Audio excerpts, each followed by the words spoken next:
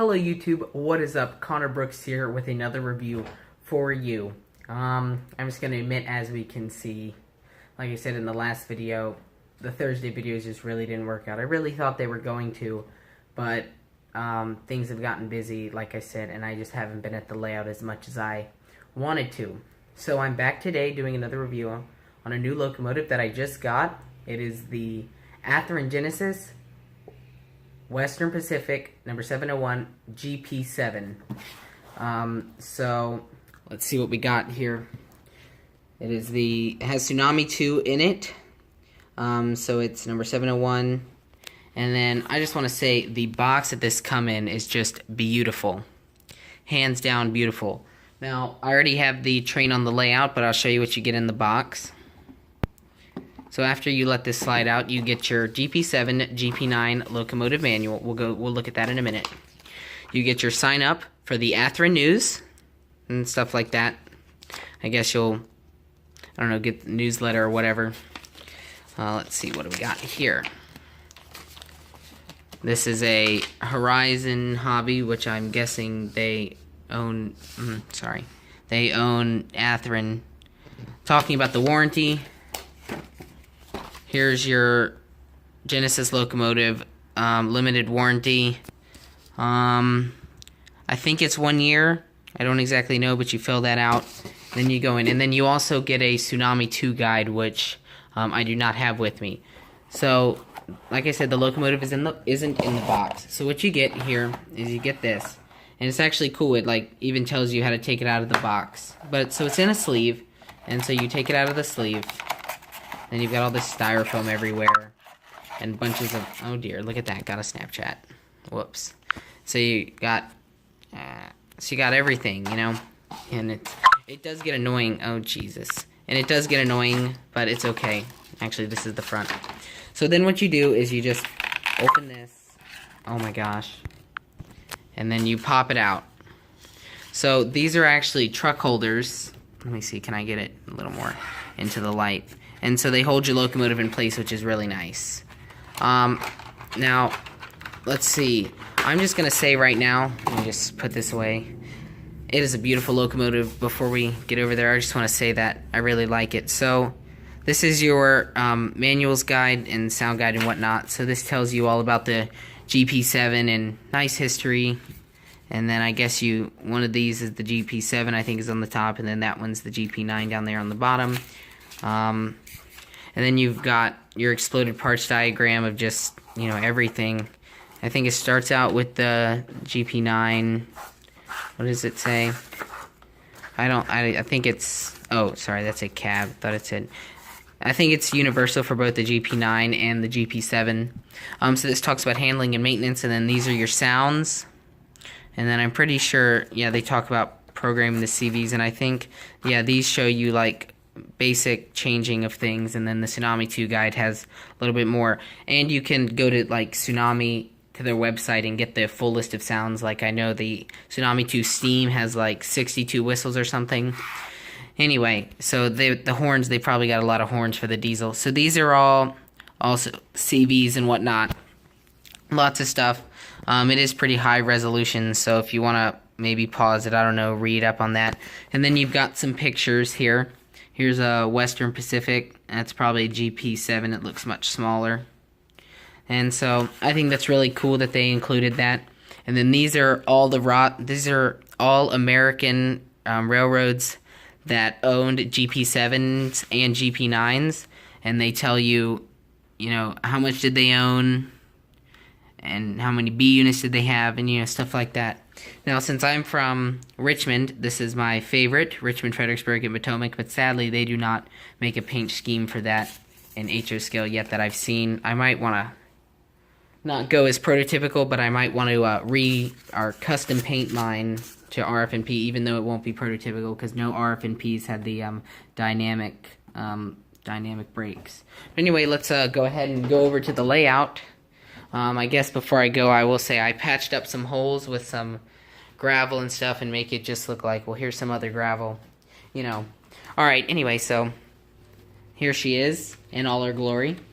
That's, I guess, another one of my new catchphrases. Here she is in all her glory. And I guess we'll just start out by the front, pointing out some detail. I guess I'll do a little like overview first. I think just everything is so beautiful. It just looks wonderful. And I really like the Western Pacific headlights. As you can see, it kind of is different than the average headlight that you will see. And so this is a high hood unit. As you can see, the hood is up here.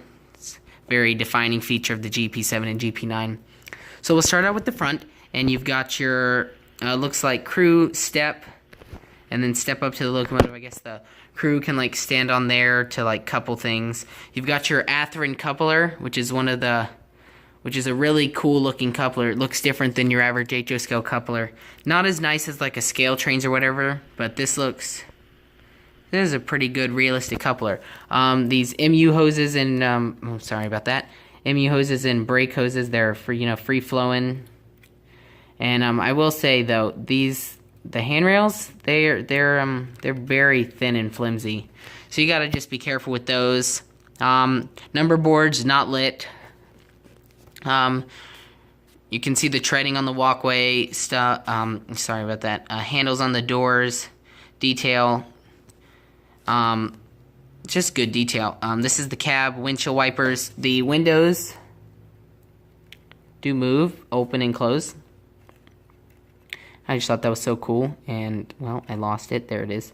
I just thought that was so cool. Let's see.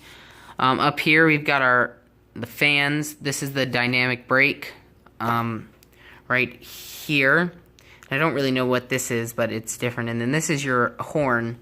I don't know exactly what type of horn that is, but I don't think the horn that this default matches that horn, so probably when I get a better controller, which is gonna be soon, I'm gonna change the horn.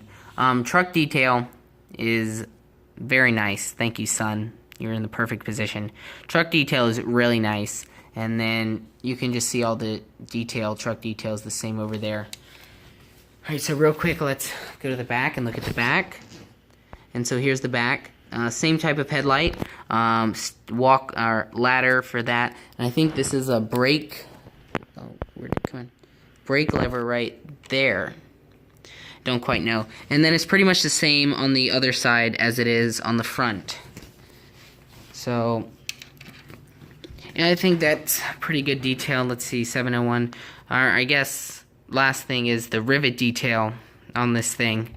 I think it's just amazing how little detail they can put on HO scale locomotives. Like, look at this. Okay, focus. Hold on, I'll get it. I promise.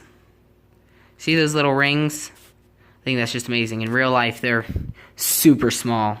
They look much bigger on the camera than they really are. I'm also going to say before we go through the sounds, I lost my cord that I kind of need to turn on my thing. Here we go. I am going to say, while I go get the manual, the sounds are quiet, so if you have louder locomotives, it's going to be hard to run it. Now, it's not at the maximum volume default, so if you have a controller that is able to turn up sounds and whatnot, you can easily do that with the, so, but I just wanted to say that since I don't have it right now, I can only run this with my quieter, like, Bachmann, Spectrum, this one, the EM1 or the Alco S2, or like I can't run it with the J class here, super loud, or the MTH GP35, because they're just so loud. Any of y'all who have that, y'all know what I mean. Alright, so we'll go right off the sound functions here just to make sure I hit everything. So let me just get it on open, and then we'll go ahead and go through sounds. And I'm pretty sure it sounds louder on the camera than it actually is in real life, so here we go. There is an alarm bell, but what I have to do is I have to turn on the controller and then quickly turn off my Bachmann Spectrum. So here we go.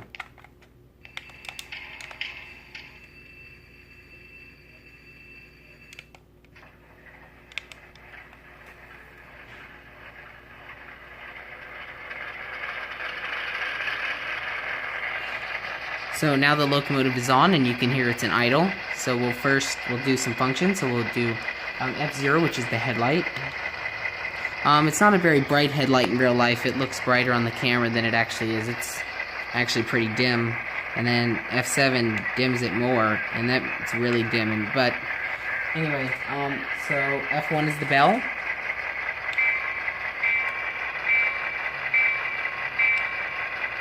F2 is the long horn. F3 is the short horn.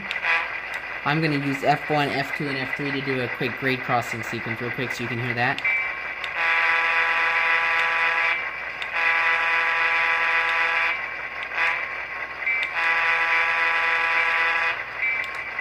And so, alright, number 4 is the dynamic brake, which only works when you're moving, so I'll move it real quick so you can hear that. You can hear that whining noise. That's the dynamic brake.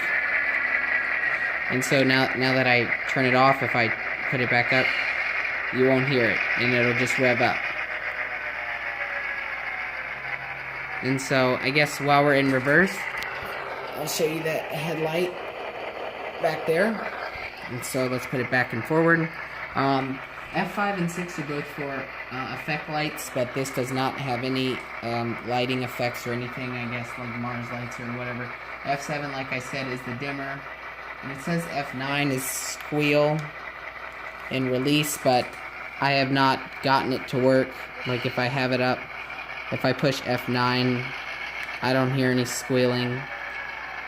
And so, anyway, and then the rest I cannot do with my Bachmann controller here, but F11 is injector. Oh wait, no, the last two are just for steam only. F10 is a coupler. And so, anyway, I'll rev it up and go through some slow speed so you can hear it. And the Tsunami 2 is actually much better than I thought it was. It's got really good quality, almost kind of like an ESU. And so that when you turn it up, or when I throttle up, the brake's going to release and then it's going to move up. And it's got really, like, prototypical speed up and slow down. Like, if let's say I'm only up here, which is pretty slow, and I put it to 0, it'll take at least 7 seconds to stop. It's pretty good. So, here we go.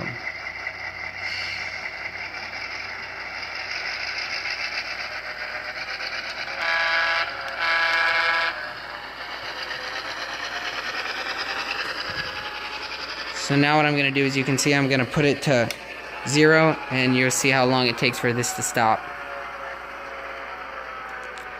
See, that took a pretty long time, so you'd have to be a little careful with that. So now I'm going to put it in reverse. And when we come back, we're going to do a grade crossing over the grade crossing here.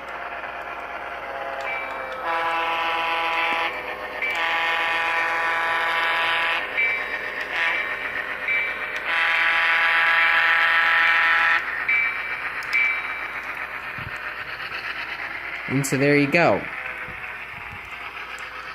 Now I'm going to stop it again. So, yeah. Now I'm going to mute it. Now I can do that. F8 is mute. And so, there you have it, guys. A beautiful locomotive. Highly recommend it.